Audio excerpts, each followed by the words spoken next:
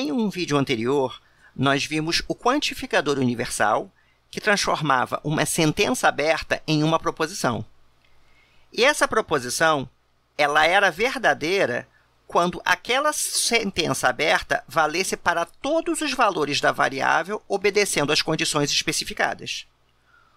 O quantificador existencial, que estudaremos agora, é algo parecido.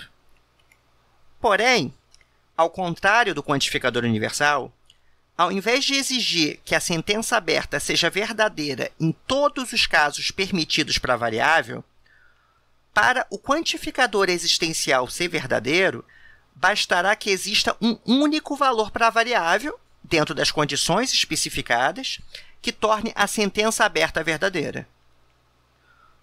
O símbolo para o quantificador existencial é esse aqui, que parece a letra E espelhada.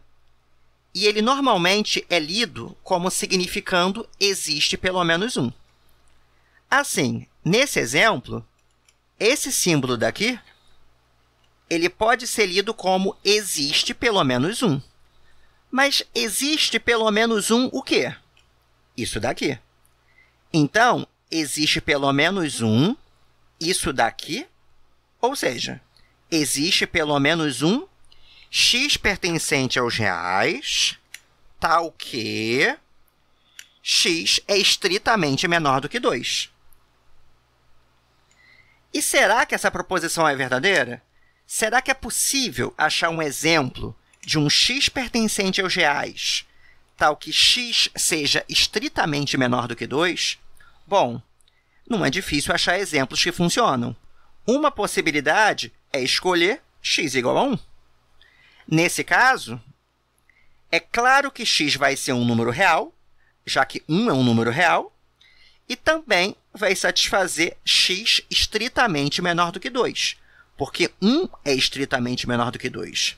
Ou seja, esse exemplo, x igual a 1, ele é justificativa para que nós possamos concluir que essa proposição existencial aqui, ela é verdadeira.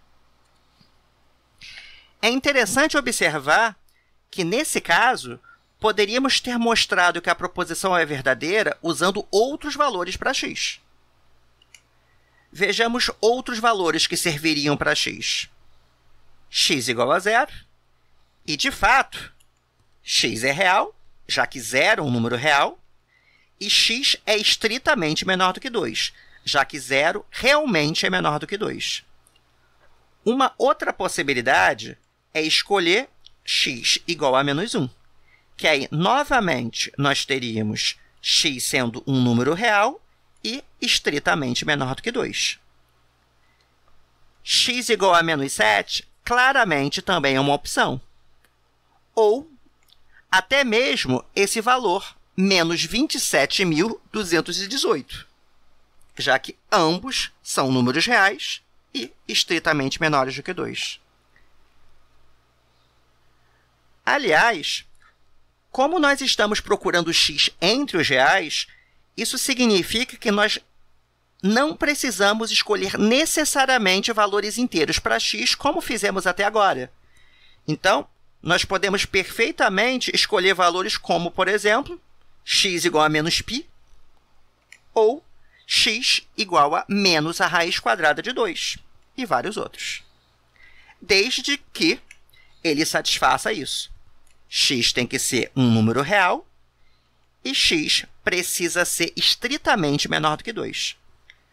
Então, nós podemos notar que, se nós escolhermos x como sendo igual a 4,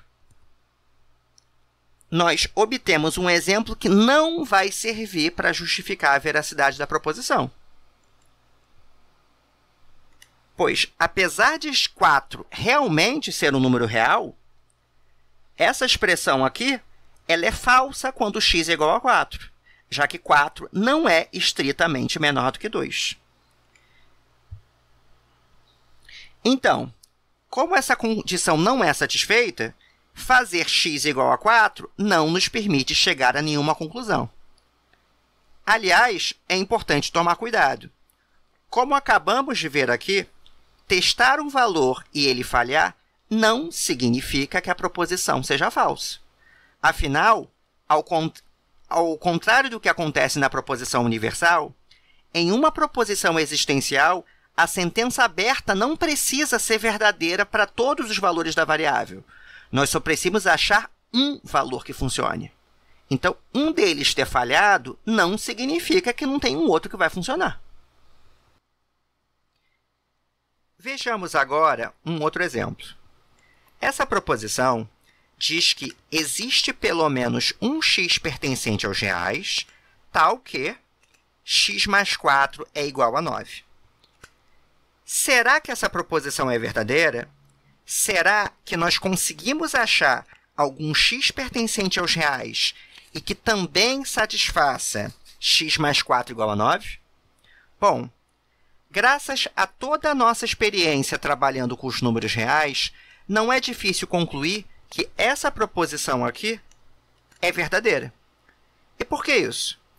Porque nós claramente podemos escolher x igual a 5 e teremos x pertencente a R, e também será verdade que x mais 4 é igual a 9. Bom, e quanto a este exemplo daqui? Agora, procuramos por um número real x com a propriedade de que seu quadrado seja estritamente menor do que zero. Será que existe algum x assim? Por conta de tudo que sabemos sobre os números reais, é fácil ver que essa proposição é falsa. Porque, nos reais, isso daqui é algo impossível de acontecer. Nós sabemos que o quadrado de qualquer número real é sempre maior ou igual a zero. Então, podemos justificar que a proposição é falsa escrevendo exatamente isso. Bom, vamos para mais um exemplo. Agora, nós queremos um número natural n com a propriedade de que n mais 5 seja igual a 3. Será que isso é possível? Se nós prestarmos atenção a essa equação aqui, veremos que a única solução possível é n igual a menos 2. Só que isso é um problema, porque a proposição exige que n pertença aos naturais. E esse menos 2 aqui, ele claramente não satisfaz a essa condição n pertencente aos naturais. Logo, não vai ser verdade a existência de um número natural com n mais 5 igual a 3. Ou seja, a proposição desse exemplo ela é falsa.